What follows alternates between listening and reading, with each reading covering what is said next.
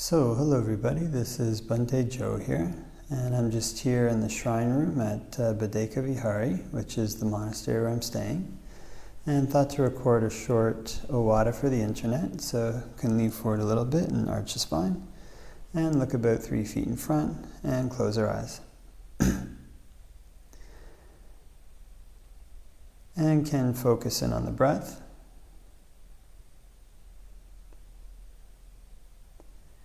Can know when it's coming in, and know when it's going out.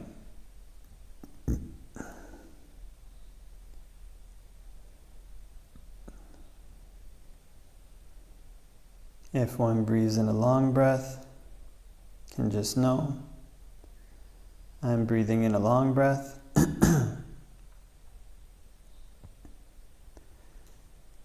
And if one breathes in a short breath, can just know, I'm breathing in a short breath.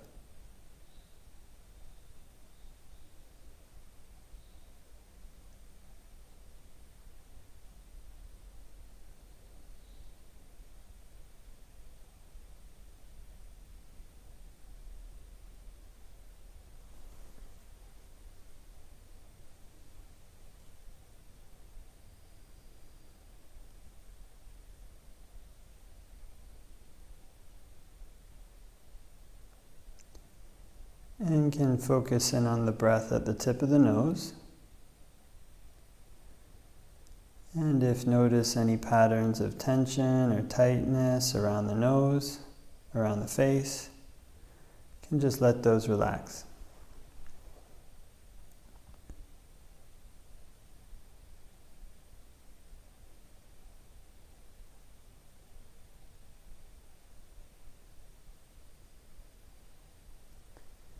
And can practice breathing in and out from this area at the tip of the nose.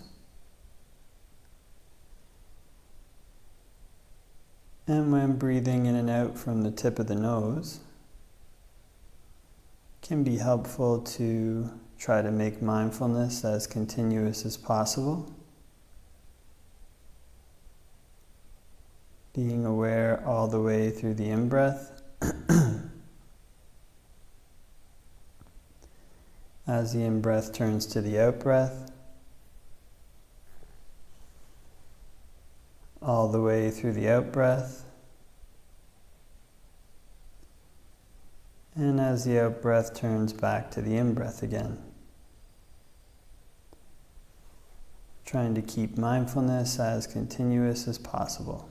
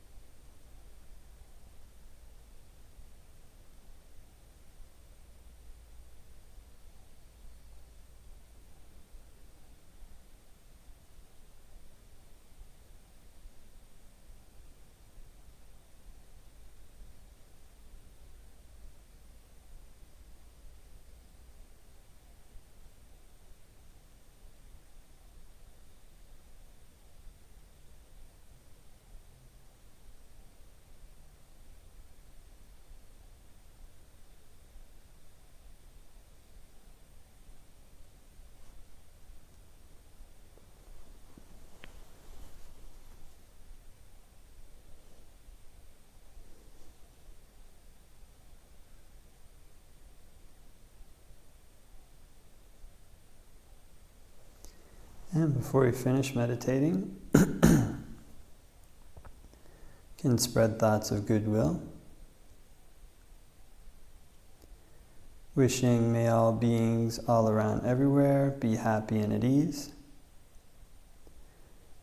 May they put in place the causes necessary to be happy and at ease.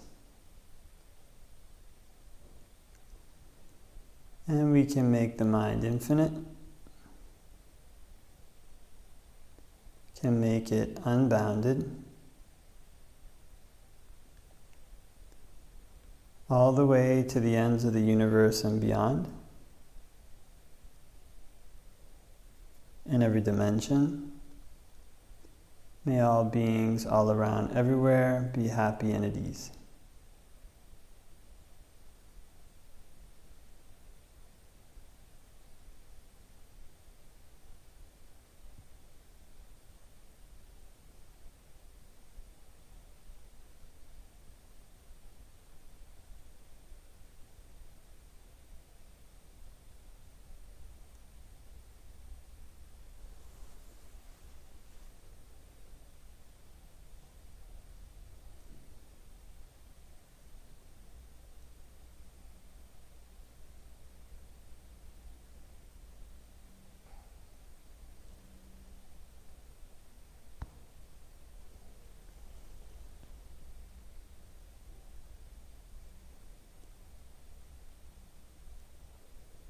You can open our eyes and do a short Ovada for the internet.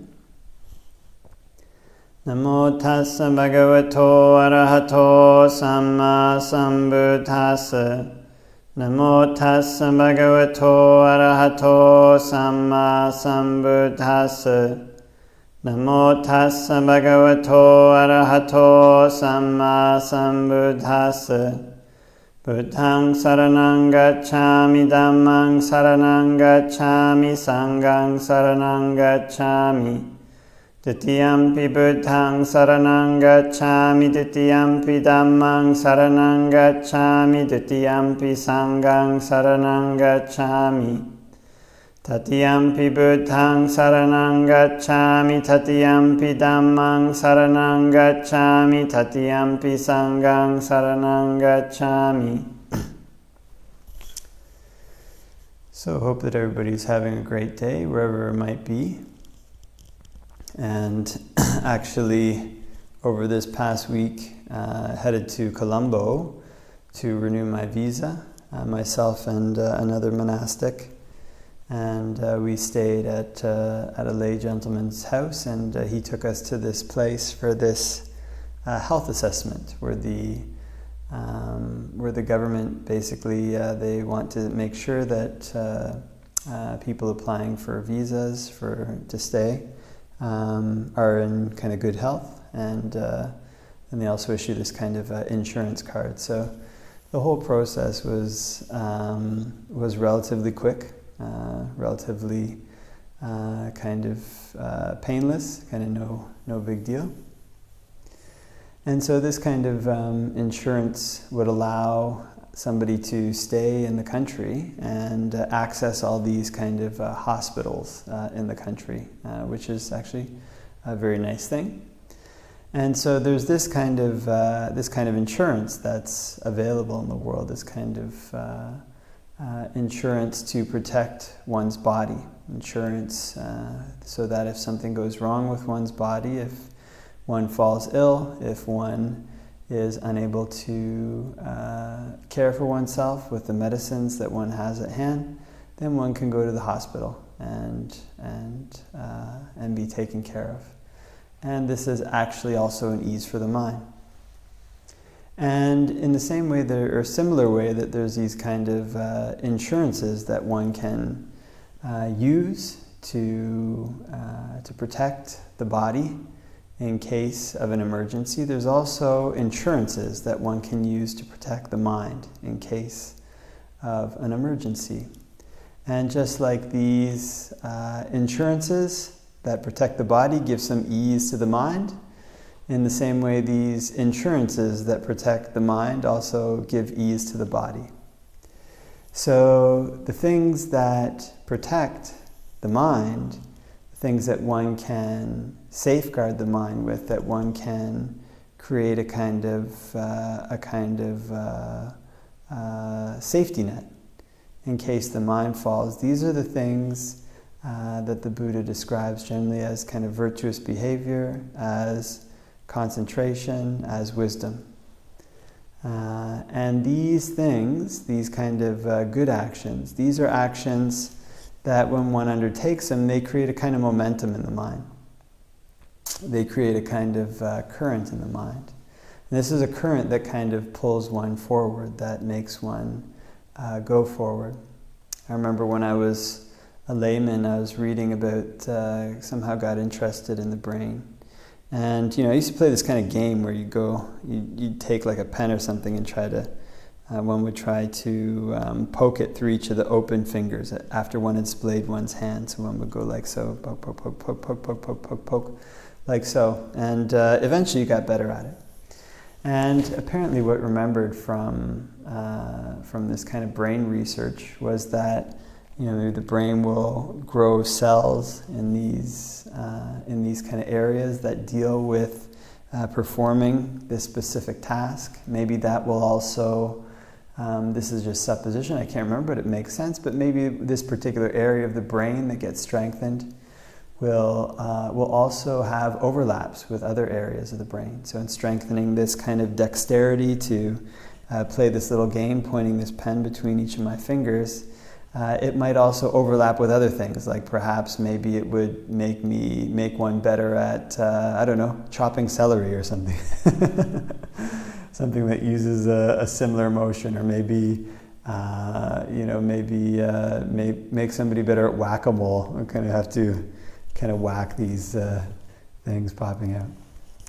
But in any event, in a similar way with one's mind, when one does a kind of wholesome action, when one does something out of generosity, when one does something out of goodwill, when one does something out of non-jealousy, when one does something out of non-greed, when one does something out of compassion, when one does something out of equanimity, when one does these things with these intentions, it creates this kind of current in the mind.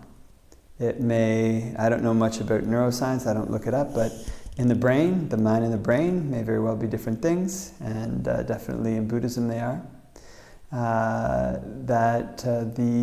The brain may actually build up in these areas related to generosity, related to compassion, related to equanimity, related to empathetic joy. If the mind builds up in these areas, and this can also spread out to other things, and kind of one may become generous towards others, willing to relinquish one's gifts towards others, and this might also make it easier for one's mind when one loses one's possessions unintentionally. When loss comes to things that one loves, it may make it easier to relinquish them. This kind of area has been already built, and there's overlap with these areas.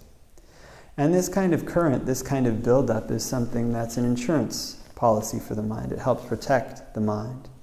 When one does these kind of good deeds, when one cultivates generosity, when one cultivates concentration, when one cultivates wisdom, this creates this kind of current in the mind, so that when one is deliberately training one's mind to have these wholesome energies, have these wholesome qualities, when bad things come into one's life, this current is already there.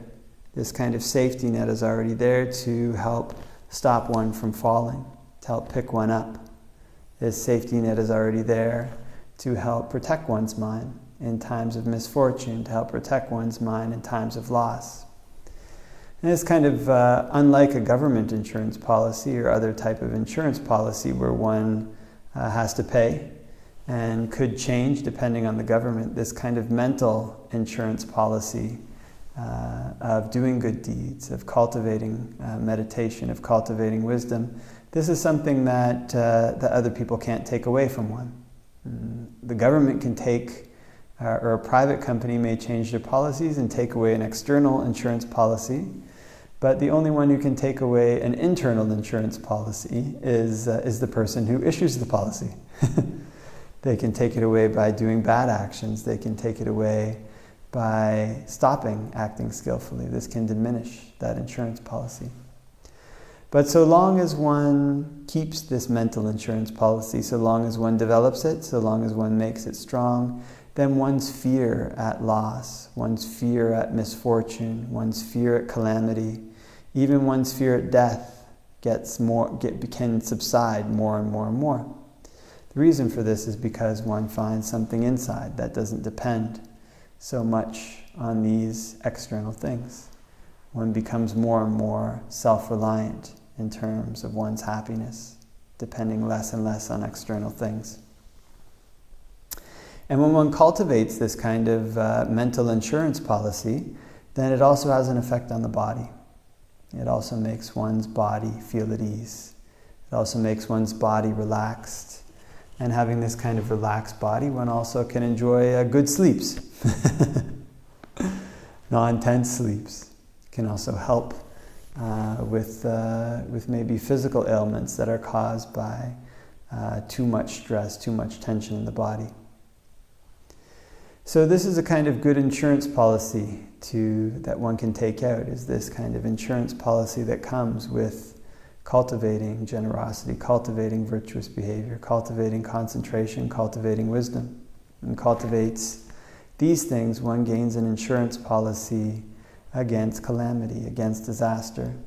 And one gains an insurance policy that isn't easily lost, that no government can take away, that no private company can change. It's an insurance policy that one keeps, that one issues oneself, and one doesn't lose, so long as one doesn't change one's behavior. So this type of insurance, this type of mental insurance is good to have. It's good to keep, and it's good to keep the policy updated by doing good deeds continuously, by going further in concentration, and by trying to develop wisdom for the sake of uprooting one's defilements. Okay, so I think that leave that for reflection, and hope that everybody has a great day wherever it might be, and wishing you all the blessings of Dhamma practice. Pati Pati Saranai.